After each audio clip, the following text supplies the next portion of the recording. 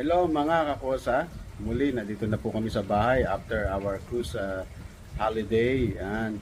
So dumating na nga po ang aking kinuwang in-order sa online sa Shopee.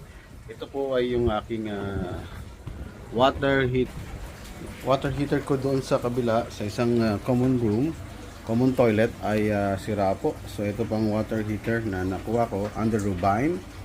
At nagkakalaga ng 108, diba? So mamaya ikakabit ko po, ipapakita ko po sa inyo.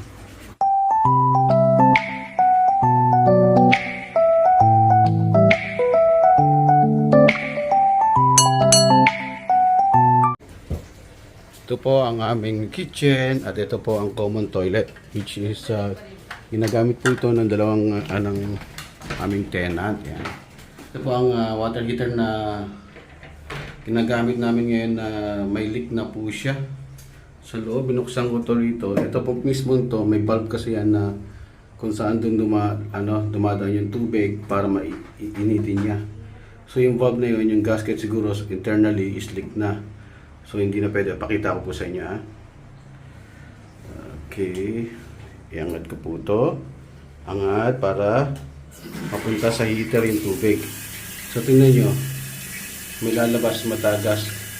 Nung una akala ko itong hose ang kasi dito nanggagaling, dito nakita yung tagas.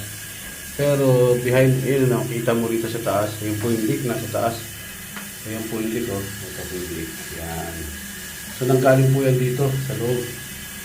Yan, may pumapatak yan. So beyond repair po ito. Wala pong parts na pwedeng ipalit lang yun. Palitan lang yun, wala akong makita online. So, nag-decide na ako na palitan siya kasi nga nasa na rin naman to na nabili ko siyang brand new noon tapos siguro mga 4 years na. 4 years na rin naman yan. So, pwede nang palitan. So, mamaya papakita ko po sa inyo ang aking pagpapalit mga kakosa. So, a few moments later. So, mga kakosa, pakita ko po sa inyo kung ano po naman ito. So, mga kakosa, ito po ang laman niya. Ito po ang pinaka main engine or ang water heater. Ito po ang water heater. So hindi ko na siya bubuksan sa loob at hindi naman kailangan. Install na lang. Tapos may kasama po siyang pipe. Ito holder niya. Yan, may pipe.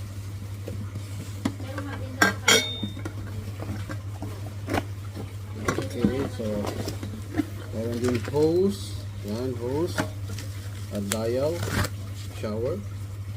Kasama na po siya. Package na. At ito po ang piping din. Ito po ang kanyang valve. On and off, open and close, yan. At ito po ang yan, holder ng ating dial. Tapos meron pa siyang ito po ang pinaka holder ng itong pipe para sa pader. Ayan, ito dalawa. At ang screw para sa pader. So, may manual na kasama. Sige mga kosa, ipakita ko po sa inyo kung saan po ang problema itong dating heater. So buksan po natin dito. Ipakita ko po sa inyo ha. Ayan po yung leak ko. Yan po yung leak. Beyond repair na po yan. Hindi ko kaya yan i-fix, i-repair. So much better na palitan natin. So pagpapalit, kailangan tanggalin itong mga tornilyo na to. But before that, kailangan natin i-off muna.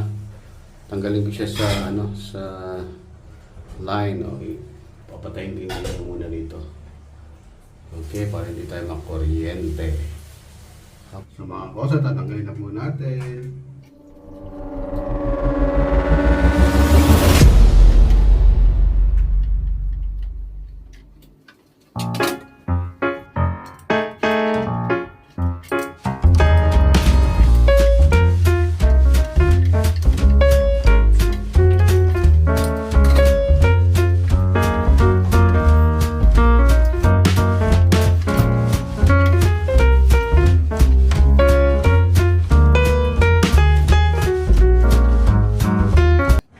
So ito po yung ano, yung bago under Robin brand.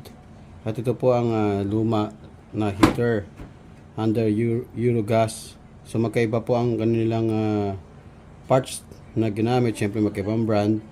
But same principle din po. Meron po silang heater, valve control. Pero ito magkaiba, wala pong pipe dito, diretso na po siya kagad sa sa water heater. Ito meron pang bypass dito, ito bypass to, tubig din po yan pupunta pa rito. So ito mas direct.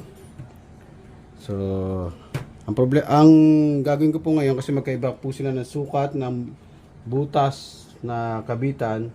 So, kailangan kong iporma to ng maayos kung saan ko ilalagay ang mga tornilyo. So, magbubutas po ako talaga para mas secure siya na hindi babagsak habang ginagamit. So, dito magkaiba po sila ng dating pwestuhan ng tornilyuhan.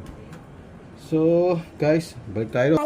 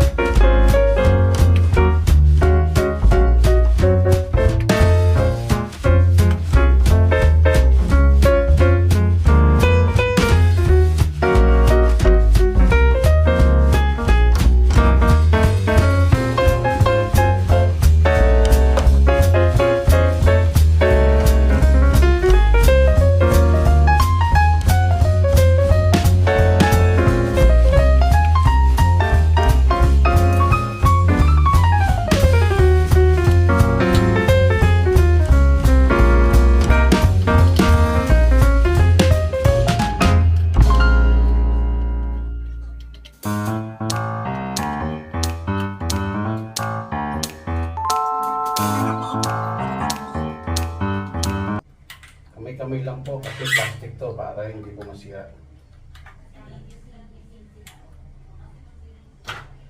Testing.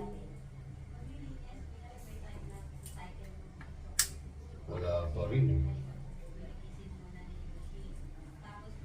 On. O yun. Umilaw na mga kosa. So it's okay.